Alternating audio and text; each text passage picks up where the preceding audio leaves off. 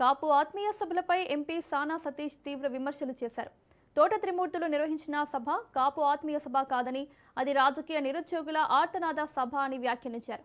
కాపులపై ప్రేమతో కాకుండా కులాల మధ్య చిచ్చు పెట్టే ఉద్దేశంతో ఇలాంటి సభలు నిర్వహిస్తున్నారని ఆరోపించారు. వైసీపీ కుల రాజకీయాలను ప్రోత్సహిస్తోందని, ప్రజలను విభజించే ప్రయత్నాలు చేస్తోందని విమర్శించారు. నేరస్తులకు కులం అంటగట్టే రాజకీయాలు చేయవద్దని జనసేన అధినేత పవన్ కళ్యాణ్ కూడా చెప్పారని గుర్తు చేశారు. సమాజంలో విభేదాలు సృష్టించే రాజకీయాలను ప్రజలు తిరస్కరిస్తారని సానా సతీష్ అన్నారు.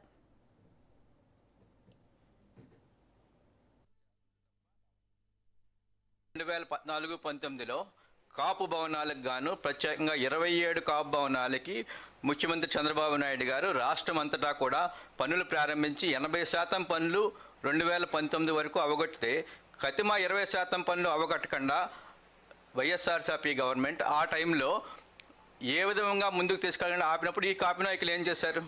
ఈరోజు వీళ్ళందరూ వచ్చి మేము కాపులకి సరిగ్గా జరగట్లేదు అంటానికి కారణం ఏంటంటే వారు రాజకీయంగా ఏదో లబ్ధి పొందాలనే ఉద్దేశంతో చేస్తుంది తప్ప ఇది పర్టికులర్గా ఏదో కాపుల మీద ప్రేమతో చేసింది కాదని చెప్పి మేము చెప్తున్నాం. సభ అసలు సక్సెస్సే కాదు.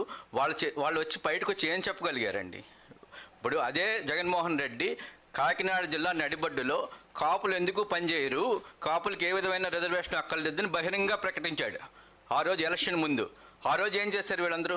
జగన్మోహన్ రెడ్డి దగ్గర ఒక టీం ఉంటుంది. వీళ్ళు ఏంటంటే ఎవరన్నా చనిపోతే ఆ శవం దగ్గరికి వెళ్ళి ఇతనికి కులం ఏంటి, కాప, కమ్మ, రెడ్డ చూసుకుని దాన్ని రాజకీయం ఎలా చేయాలని చెప్పి చూస్తూ ఉంటారు.